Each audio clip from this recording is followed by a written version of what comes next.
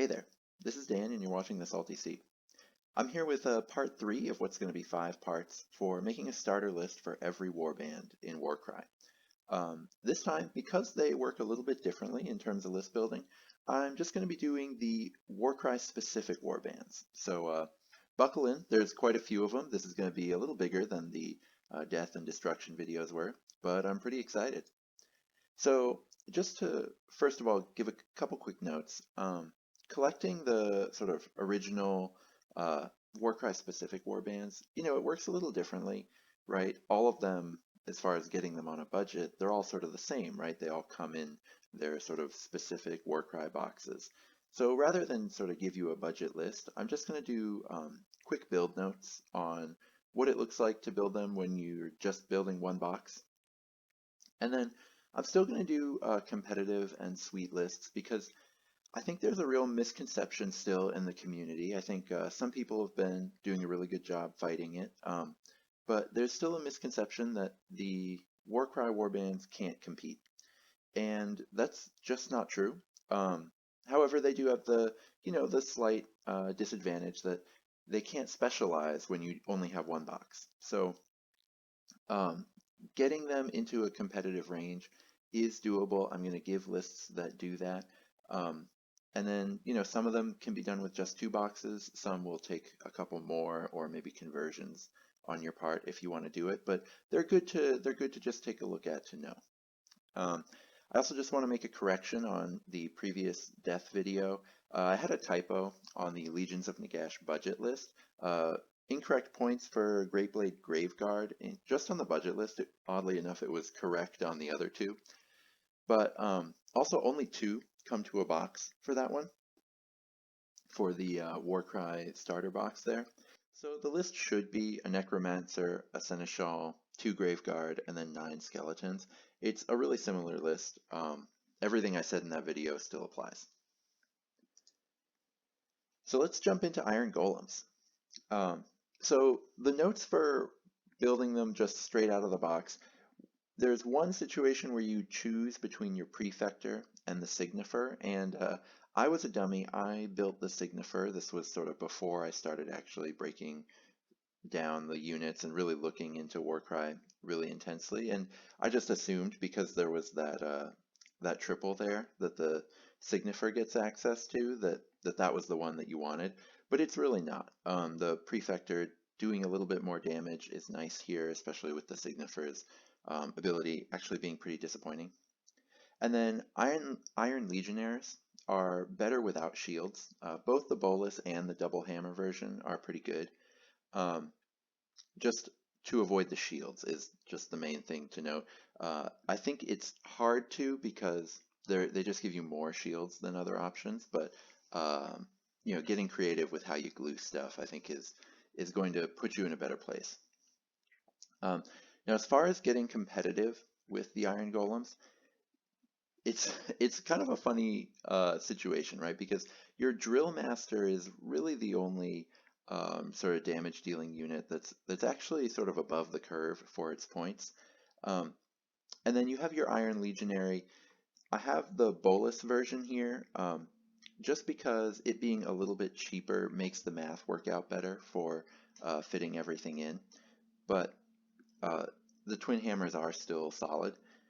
So just 1 Dominar, 4 Drill Masters, and 5 Iron Legionaries. I think that's the best way to do it. Now, I understand if you don't want to build build 4 boxes of Iron Golems to do this. So the only advice I would take from this is, using the sort of extra side boluses that you get to maybe convert other Drill Masters, say out of your Prefector or Signifer, so that let's say you get 2 Iron Golems, or 2 Iron Golem boxes, maybe you can get extra Drill Masters that way, and then you might not be able to fit all 5 Iron Golems or Iron Legionaries with Bolus, but or like you might not be able to convert them all, but you'll get close, and I think that is a much more effective way to run the warband. Now, as far as sweet list goes, I think that the Armator in Iron Golems is just the coolest. It actually has really excellent damage output and durability for its points. just sitting there at 90 points. The only issue it has is, that tiny 3 movement. So let's get them moving quickly, right? So let's bring in a Sloppity Bilepiper from Nurgle. I know Iron Golems feel more like a Khorne force, but Sloppity just works so well, just giving the Armators, those slow Armators, just a bit of extra pop to get them moving a little faster. And the Prefector enjoys that too, so I've got that in the list instead of 2 Drill Masters, just having 1. Getting the Prefector sort of moving quickly and getting him into combat is nice here. So then the second warband that came with the very first starter set is the Untamed Beasts. And the only sort of build note for how to take it out of the box is that with Prey Takers, the Sawtooth Blade is significantly better than the Fanged Axe. It does more damage in every situation except for, I think, when you're using Onslaught against a high toughness opponent.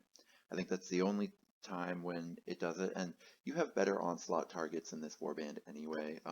You'd prefer to be using Onslaught on your Heart Eater or your Rocktusk Prowler every time, so I think that's just something to note.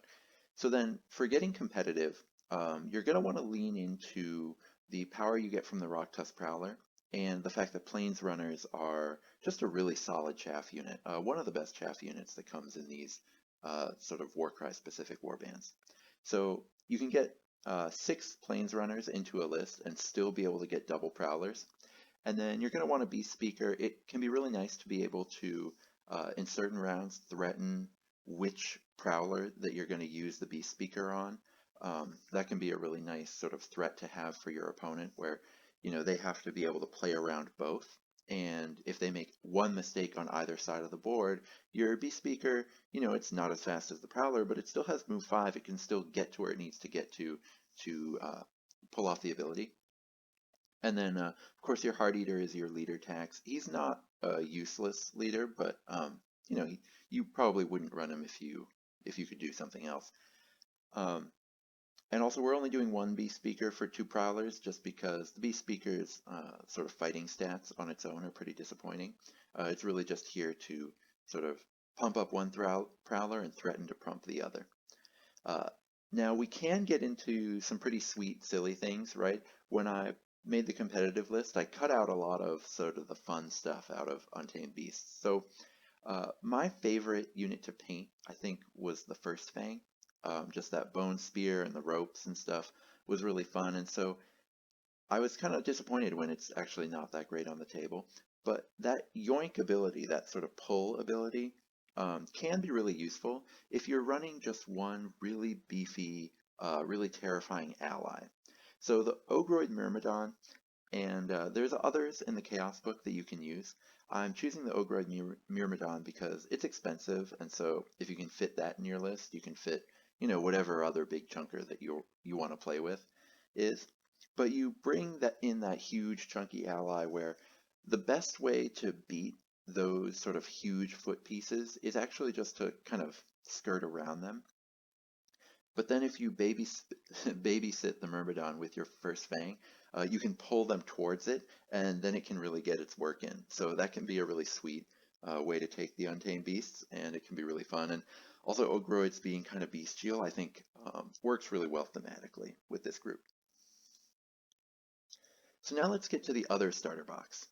So we'll start with the Khainite Shadowstalkers. Lots of options in this one. So Dark Flames, I think that the crossbows are much better than the Doomfire rings. Just damage output wise, and the sort of supposed flexibility of the Doomfire rings really doesn't give you as much as it's supposed to.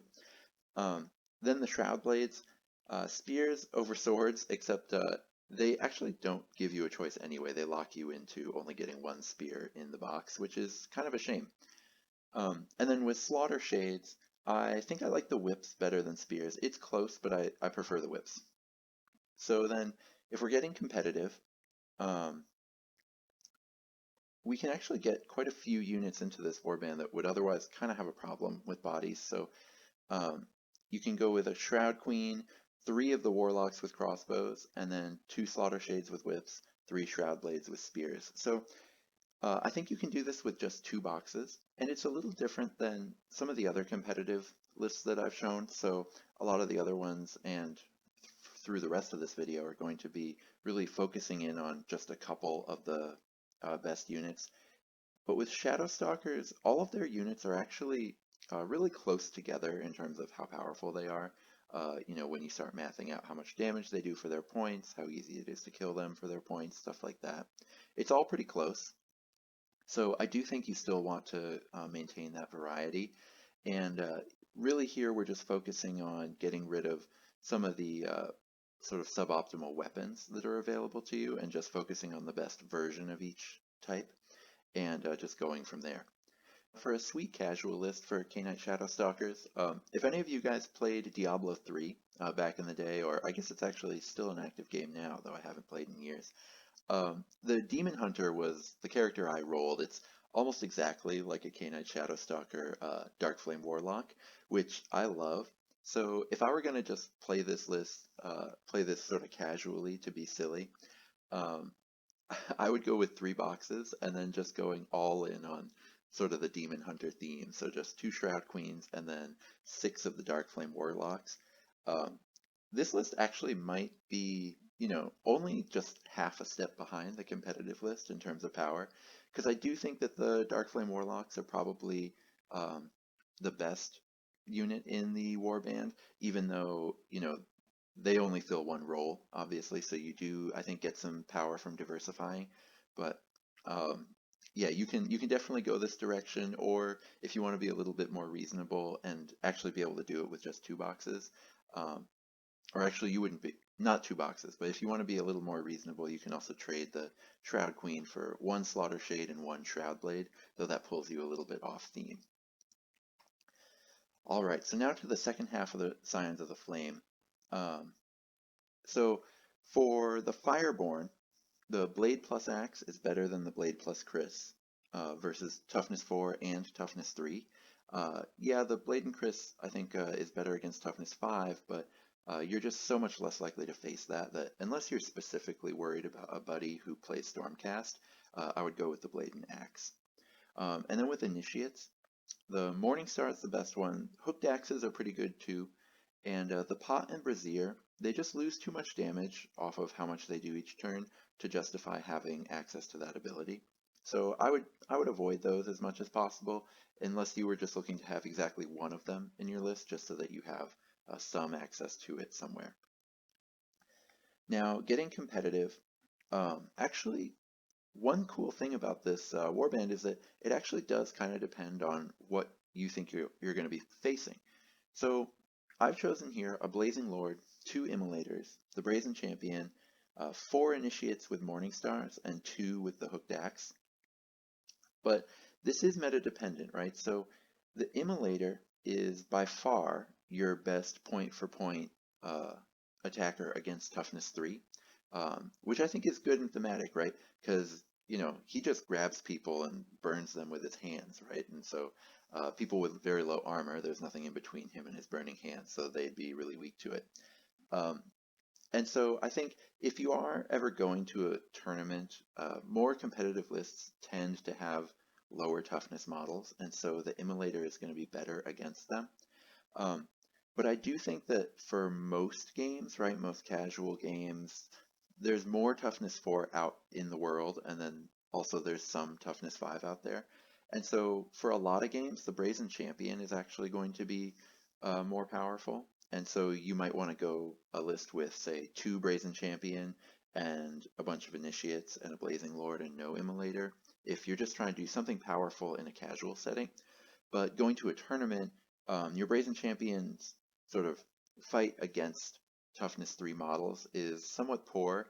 I actually sort of went pretty deep on Scions of the Flame as my example in my Universal Abilities Guide, and you can look at some of the math in that video to see why you know, a 170 point model needing Onslaught in order to sort of get things done against Toughness 3 models, it's not the most ideal.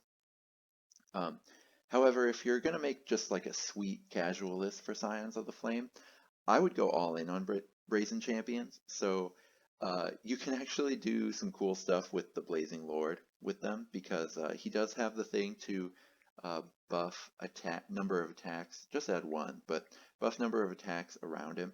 So if you get two, you can sort of threaten two different bubbles. You're not going to have the wild dice to do it in two places, but you can at least threaten to use it in one or the other.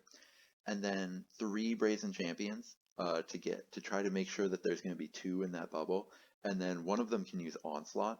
And I say all this because the Brazen Champ's sort of huge damage output comes from a relatively low number of attacks, so Onslaught is even better on him than it normally would be.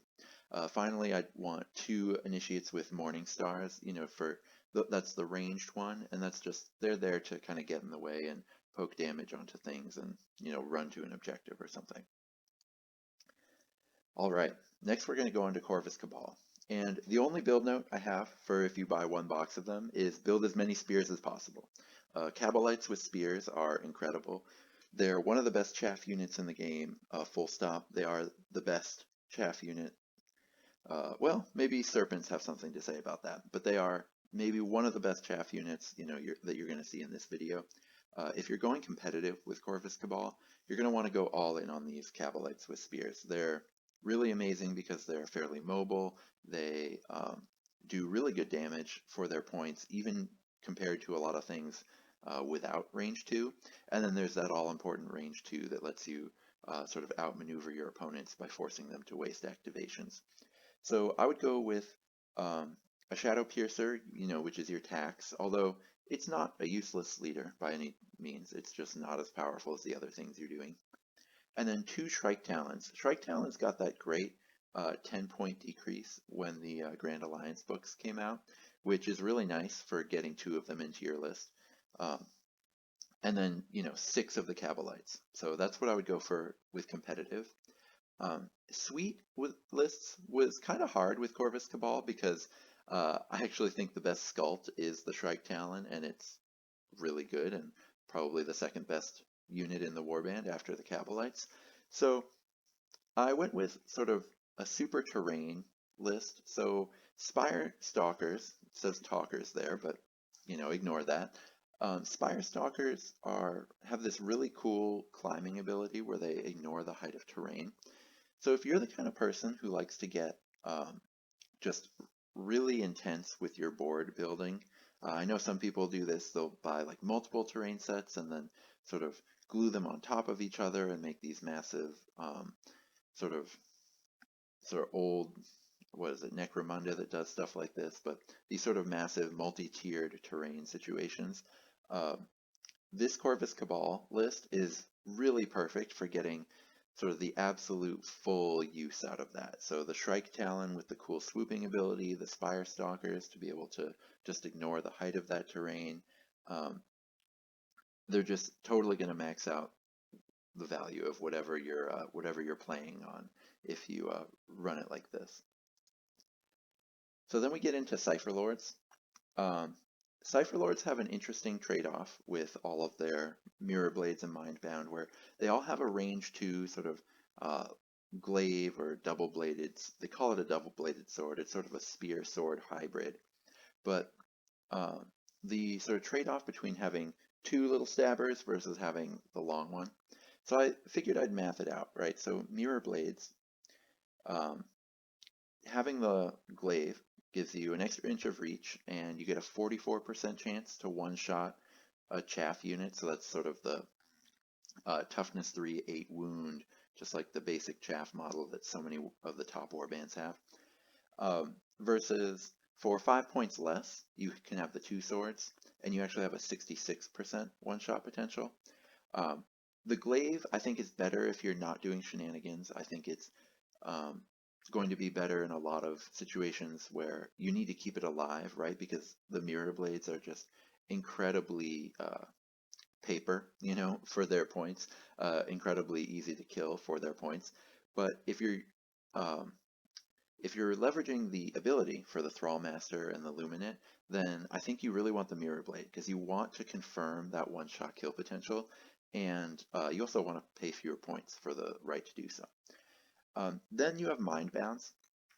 Now the 1-inch range on the long one versus 5 points cheaper and just a really tiny sliver of extra damage for the twin swords.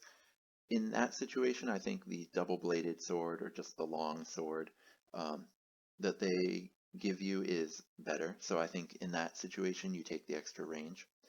So in this competitive list, I've got a Thrallmaster and a Luminate. The Luminate is nice because it's a sort of a cheaper Thrallmaster. It's not as good, but it's cheaper and it lets you sort of back up. If the Thrallmaster gets killed, you still have access to the ability. Then you've got 2 Mirror Blades. Don't push them forward right away. Make sure that you're keeping them protected so that you can teleport them where you actually need them as opposed to foot slogging them around. Everything in Cypher Lords is reasonably quick at 5 movement, but you still don't want to expose your Mirror Blades because of how glass cannon they are. And then, we've got 5 Mindbound to not quite enough to gum up the board, but they do enough damage that they're doing more work than just that. And then I'm leaning on the longsword as often as possible, but just to make the points fit, I did have to use 2 of the twin sword models. Now, as far as a sweet version, you don't have to commit yourself to using the Luminate as far as sort of backup ability. So you can actually have a really thematic bodyguard for Cypher Lords. And by that I'm talking about the Mind Stealer Sphinx. So the Thrallmaster has this cool ability, right, where it can not just use the triple ability that it's called Shadowy Recall, right? What I call the Cypher Slide in my top combos video. It also has the Shattered Gloom Globe, which subtracts from the attacks characteristic of opponents, and that's supposed to protect you because all your Cypher Lords are really squishy, and you might need that triple. But you really want to be using the offensive triple in this warband. You're not going to get 2 triples in one round. So I looked through the book and was looking for defensive abilities that you could get on a double. And the Mind Stealer Sphinx is perfect. It has a netting ability.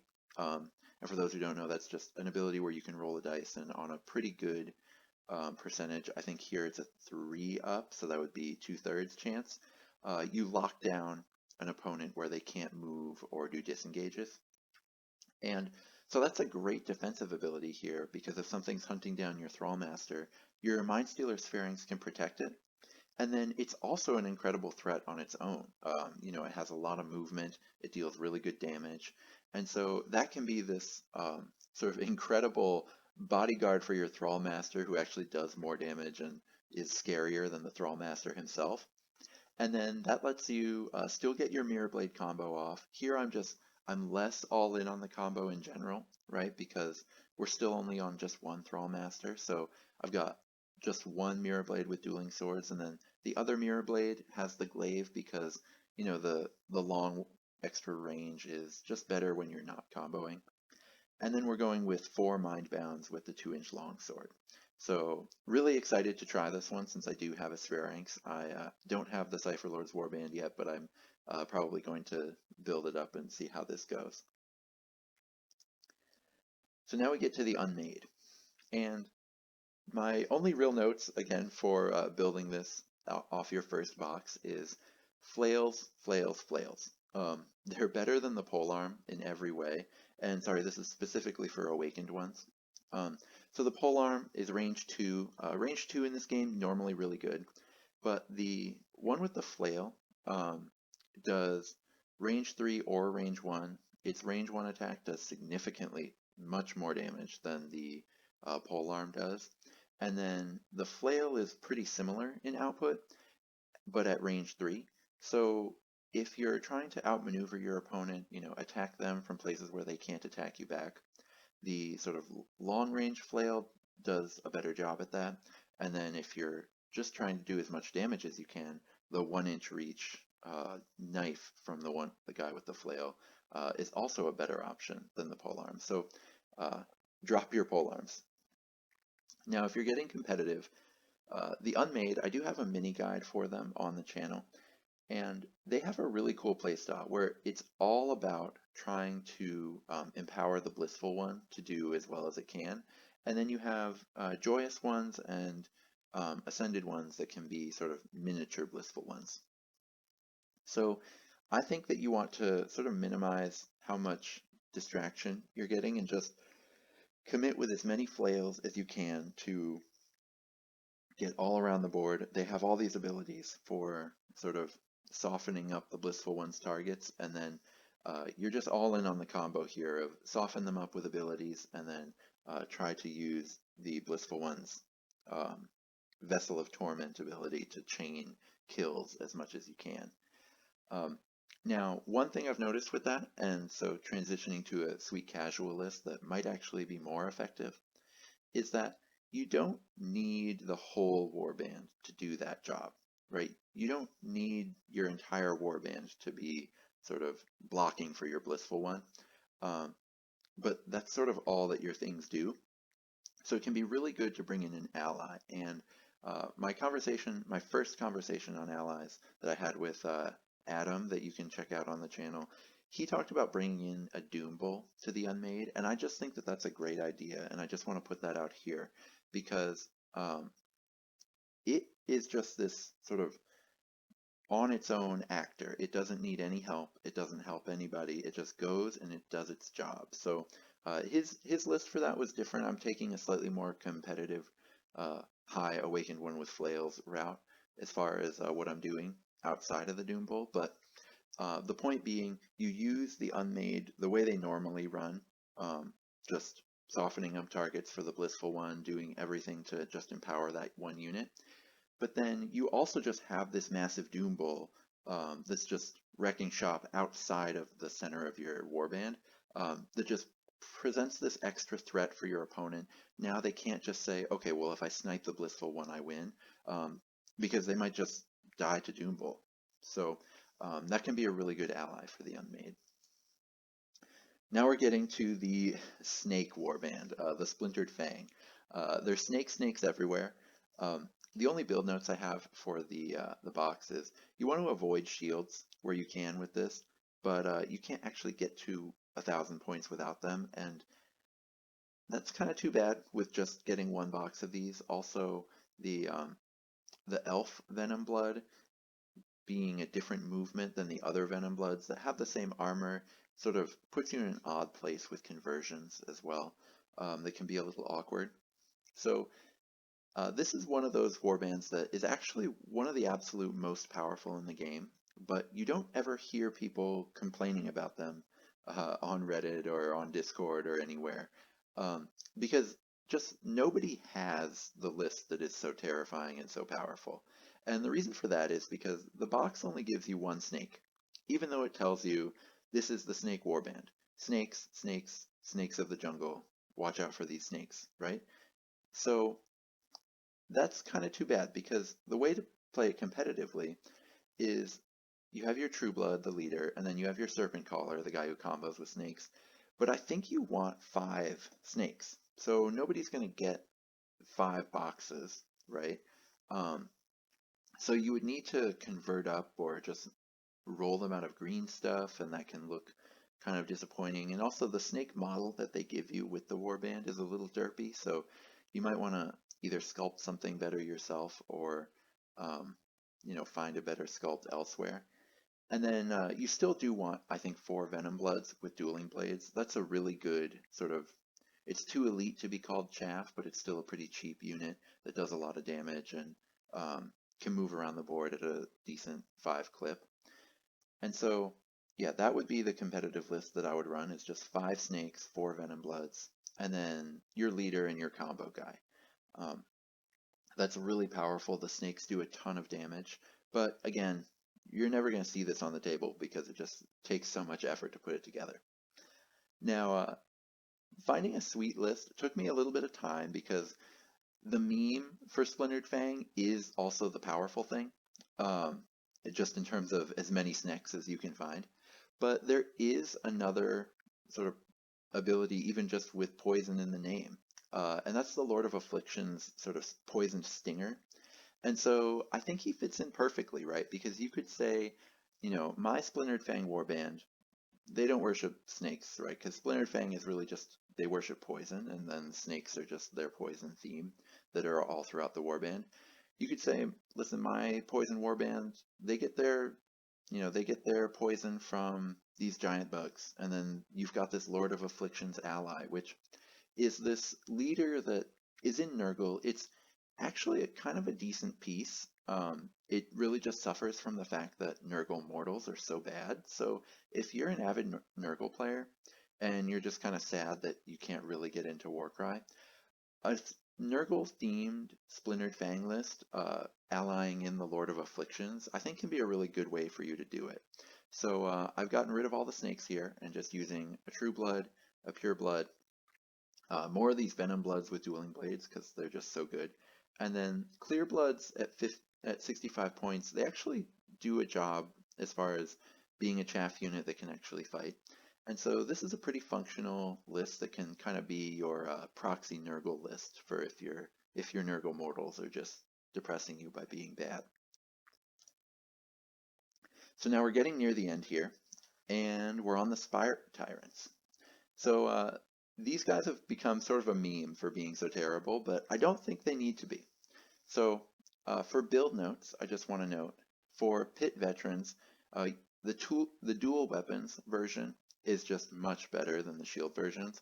Unfortunately, I think 2 of them are locked into shields on the sculpts that come in the box. So if you want to go all dual weapons, you'll actually have to, get your little pincers or your little saw out to get rid of those shields, which is a bit of work, but otherwise, get as many dual weapons as you can. I think you only have the option with one, but definitely do it with that one.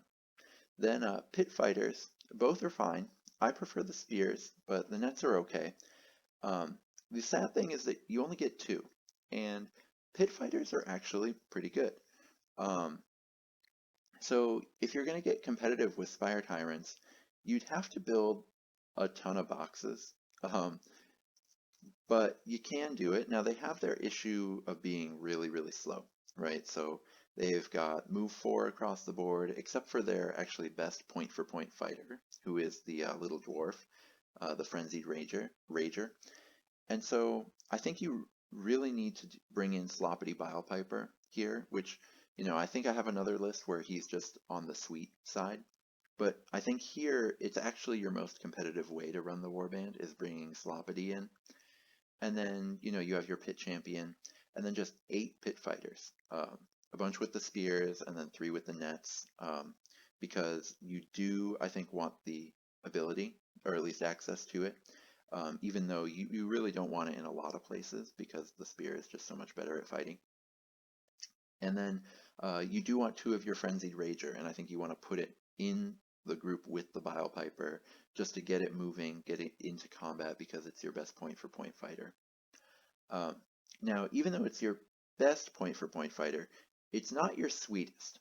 Your sweetest is this wonderful Bestigor Destroyer that you've got. So as far as the sweet list, I would bring in the Skaven Deathmaster. And the reason I do that is, one, it's a really powerful unit, and Spire Tyrants could use that because even at their most competitive, they're still not sort of breaking down the meta. They're just really solid. So every Skaven unit is bonkers good. So the Deathmaster is no exception. And one cool thing about him is that he's really, really amazing, but he doesn't really go the same direction as the top Skaven lists. So you don't really ever run him in Skaven. So Spire Tyrants is the perfect home for him. And so, then you have your pit champion who is sort of your leader who is kind of attacks. But then you get 3 Bestigor Destroyers here. And the cool combo is Skaven has a really good AoE attacks buff. And so they give you more than just 1 attack. They give you half the value of the dice roll. So it's often going to be 2. Will sometimes be 1. And then if you have a 5 or a 6, it will be a 3. So popping that with some Bestigor Destroyers nearby can double or even better their damage. And, because they have this issue where, they've got great strength and they do a ton of damage when they hit, but they only get 2 rolls to do it in. So having that multiple attack buff at your disposal coming out of Skaven is just really nice. Then you can sort of set it up with more pit veterans and pit fighters just to round out the list. But really here you're looking to run your Bestigors into your opponent and then, just explode damage out of them using your Skaven ally. All right, so there you have it. Sorry this one took a little while to get out there. I think that this one is going to end up proving to be the hardest one to make, just because, each of these is so odd in terms of how you collect them and build them, and a lot of them, sort of the sweet thing is just what's in the box anyway.